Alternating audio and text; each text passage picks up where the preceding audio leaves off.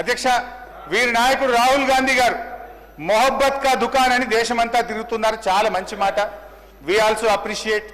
కానీ అధ్యక్ష రాష్ట్రంలో రేవంత్ గారి పాలనేమో నఫరత్ కా మకాన్ గా మారిపోయింది అధ్యక్ష. తెలంగాణలో ఇందిరమ్మ రాజ్యం వస్తుందంటే జనం ఏమనుకున్నారు అధ్యక్ష? మంచి లాభం అయింది అనుకున్నారు. కానీ ఇవాళ ఎమర్జెన్సీ నాటి పరిస్థితులు, నిర్బంధాలు, అణిచివేతలు కనబడుతున్నాయి. 7వ గ్యారంటీగా ప్రజాస్వామ్య హక్కులు కల్పిస్తామని చెప్పారు. 6 గ్యారంటీలకు ఏమైందో గానీ 7వ గ్యారంటీ మాత్రం అధ్వాన్నమైనటువంటి గతి పట్టింది అధ్యక్ష. ప్రశ్నిస్తే అరెస్టులు, నిరుద్యోగులు నిలదీస్తే లాఠీ చార్జీలు, మా భూముల్లో ఫార్మా పెట్టొద్దంటే లంబాడి బిడ్డలపై లాకప్ హింసలు, లంబాడి రైతులకు బేడీలు, ఉస్మానియా యూనివర్సిటీ విద్యార్థులు నిరసన చేసే హక్కును కూడా ఈరోజు తొలగించారు అధ్యక్ష. ఎన్నికల ముందు ప్రజలారా స్వేచ్ఛగా పోరాడండి అన్నారు. ఇప్పుడేమో మాట్లాడితే ప్రతి వారిని చావుగొట్టే పరిస్థితి ఉంది అధ్యక్ష. అధ్యక్ష నేను ఒక్కటే చెప్తున్నాను అధ్యక్ష, ఇవాళ పసిపిల్లలు తమ పుస్తకాలు తీసుకొని ఇవ్వకుండా ఇండ్లు కూలగొడుతున్నారు. లైబ్రరీల్లో చొరబడి పోలీసులు విద్యార్థుల వీపులు వాసేదాకా కొడుతున్నారు అధ్యక్ష. శాసనసభ బయట ప్రశ్నిస్తే జైళ్లలో పంపిస్తుండ్రు, శాసనసభలో ప్రశ్నిస్తే సస్పెండ్ చేసి బయటకు వెళ్ళగొడుతుంది అధ్యక్ష ఈ ప్రభుత్వం. అధ్యక్ష ఇవాళ రేవంత్ రెడ్డి గారిని ఎన్నుకున్న ఒకే ఎర్రర్ ఇవాళ ఈ రాష్ట్రంలో టెర్రర్ గా చూపిస్తున్నటువంటి పరిస్థితి ఉంది అధ్యక్ష. ఈ రాష్ట్ర క్రైమ్ రేట్ అధ్యక్ష నేను చెప్పలే, రాష్ట్ర డీజీపీ గారే చెప్తున్నారు. ఈ రోజు రాష్ట్రంలో శాంతి భద్రతలు క్షీణించినాయి. గత సంవత్సరం కంటే 24% క్రైమ్ రేట్ పెరిగిందని మీరు పెట్టుకున్న డీజీపీ గారే ఈ రోజు చెప్తా ఉన్నారు అధ్యక్ష. లాస్ట్ అధ్యక్ష 5 నిమిషాలు ముగిస్తా, 5 నిమిషాలు 5 మినిట్స్ అధ్యక్ష. హరీష్ రావు గారు నేను ముగిస్తున్నా అధ్యక్ష. Just 5 minutes I'm concluding 5 minutes అధ్యక్ష. కొన్ని మంచి సూచనలు ఇచ్చి ముగిచ్చేస్తా అధ్యక్ష.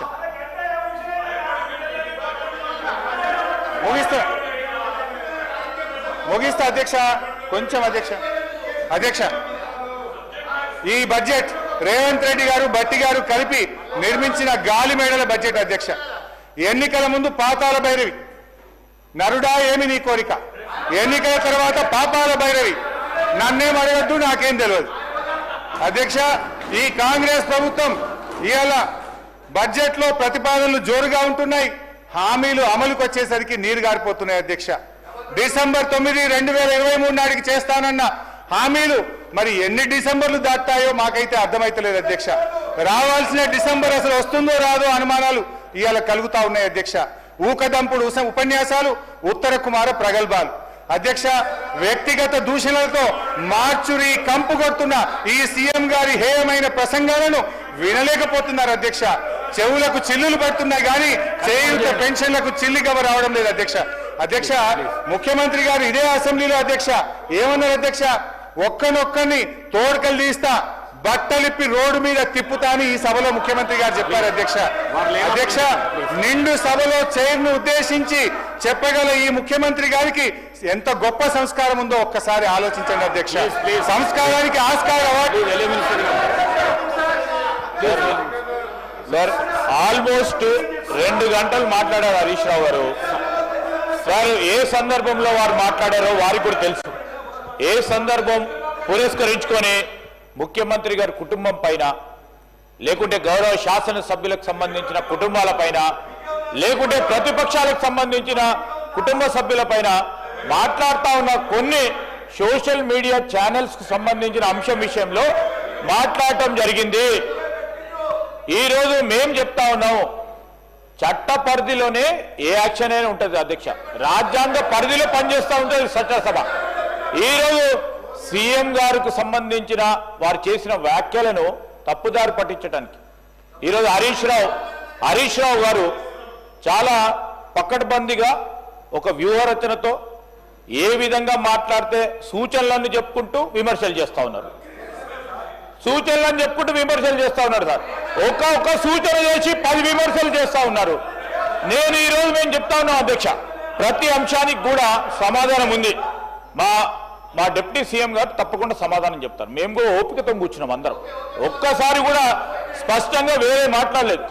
మేము సభా సమయానికి సంబంధించిన అంశం విషయంలో మాట్లాడుతూ ఉన్నప్పుడు ఎందుకు సార్ సబ్జెక్ట్ ఉంటే సబ్జెక్ట్ మేము మాట్లాడి క్లోజ్ చేయమని చెప్పండి సార్. క్లోజ్ అయిపోయి 2 అవర్స్ అవుతుంది సార్. ఇది సార్ మొట్టమొదటిసారి మాకు ఎప్పుడైనా 2 అవర్స్ ఇచ్చినా సార్ అక్కడ కూర్చుంటే మాకు ఎప్పుడైనా 2 అవర్స్ ఇచ్చినా మాకు 1 అవర్ కూడా ఇవ్వలే, 10 నిమిషాలు కూడా ఇవ్వలే, 10 నిమిషాలు కూడా ఇవ్వలేదు సార్. అక్కడ కూర్చుంటే మేము అదే సీట్లో కూర్చున్నాం. నేను, భట్టి గారు, సీతక్క గారు, జగ్గారెడ్డి గారు, మా పోడం వీరన్న గారు, మా రాజగోపాల్ రెడ్డి గారు.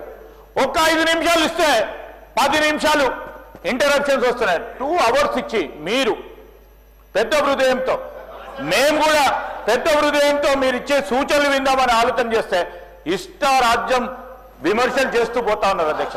దయచేసి వారికి ఇచ్చిన సమయం ఎక్కువ తీసుకున్నారు. క్లోజ్ చేసి మా గౌరవ సభ్యులు చాలా మంది కూడా మాట్లాడుతుంది అధ్యక్ష. దయచేసి వారికి మా సంఖ్య ప్రకారం మాట్లాడతారు. హరీష్ రావు గారు 1 మినిట్. సభానాయకుడు సభలు లేనప్పుడు ప్రస్తావించడము సరైన పద్ధతి కాదు. ఒకటి. రెండవది, ఈ చర్చ బడ్జెట్కు సంబంధించిన చర్చ కాబట్టి ఇతర అంశాలను తీసుకురాకుండా దయచేసి ఈ సభా మర్యాదలను కాపాడండి. ప్లీజ్ కన్క్లూడ్ చేయండి. Thank you speaker sir. అంటే నేను కూడా ఏం ఆరోపణలు చేయలేదు అధ్యక్ష. వారు సభలో అన్న మాటను ఉచ్చరిస్తూ మాట్లాడాను. సంస్కారం అనేది ఎంత గొప్పగా ఉందని చెప్పే ప్రయత్నం చేసిన. అసలు సంస్కారానికి ఆస్కార్ అవార్డు లేదు, కానీ ఉంటే గింటే అది గౌరవ ముఖ్యమంత్రి గారికి ఇవ్వచ్చు అని చెప్పే ప్రయత్నం చేసిన అధ్యక్ష. అంతకుమించి అధ్యక్ష నేను ఒకటే అంటున్నా అధ్యక్ష, వీళ్ళు అధికారంలోకి వచ్చి 16 నెలలు అయింది అధ్యక్ష. ఎంతసేపు బీఆర్ఎస్ ను తిట్టుకుంటా, ఎంతసేపు ప్రతిపక్ష నాయకుడి మీద ఆడిపోసుకుంటేనే కాలం గడుపుతారు అధ్యక్ష. ఇవాళ ప్రజలు ఏమంటున్నారు అధ్యక్ష, ఇంకా ప్రతిపక్ష నాయకుడినో బీఆర్ఎస్ ను తిట్టడం మానండి, మీ హనీమూన్ పీరియడ్ అయిపోయింది, 2వ బడ్జెట్ ను కూడా ప్రవేశపెట్టారు, మీరు ప్రజలకిచ్చిన హామీలు అమలు చేయండి మహాప్రభు అని రాష్ట్ర ప్రజలు మిమ్మల్ని కోరుకుంటా ఉన్నారు. నేను కోరేది ఒక్కటే అధ్యక్ష, ఇలా మీరు పూర్తి స్థాయిలో పెట్టగలిగే బడ్జెట్లు 4, అలా 2 అయిపోయినాయి, అంటే సగం అయిపోయినాయి. ఇక 2 బడ్జెట్లు ఉన్నాయి. అయితే మిగిలిన 2 కూడా ఇట్లనే మీరు పుణ్యకాలం ఇట్లనే చేస్తే కరిగిపోతుంది అధ్యక్ష. దయచేసి ఇప్పటికైనా ప్రజలకిచ్చిన హామీలు అమలు చేయండి. ఇవాళ మీరు ఈ ప్రతికూల పాలసీలు, ప్రతీకార రాజకీయాల వల్ల రాష్ట్ర ఆర్థిక వృద్ధి రేటు మీద నెగటివ్ ప్రభావం చూపుతా ఉంది. రాష్ట్ర ఆదాయం తగ్గుతా ఉంది. ఇప్పటికైనా మేల్కొనకపోతే రాష్ట్రం ముందు ముందు మరింత గడ్డు పరిస్థితిని ఎదుర్కోవాల్సిన పరిస్థితి ఏర్పడుతుంది. జనరల్ ఏమంటారు అధ్యక్ష, రాజ్యం అసమర్థమైందిగా మారినప్పుడు ప్రజలపైన అణిచివేత ప్రయోగిస్తుంది. ఇవాళ ఈ ప్రజల అనుభవంలో ఏముందంటే ముఖ్యమంత్రి గారి తిట్లు, పోలీసు వాళ్ళ కోట్లు, అక్రమ కేసులు తప్ప ఏం కనబడతలేవు అధ్యక్ష. కేసీఆర్ గారి పాలనలో ప్రజా సంక్షేమాన్ని, అభివృద్ధిని చవిచూస్తుంటే మీరు కొత్త ఆశలు రేపారు.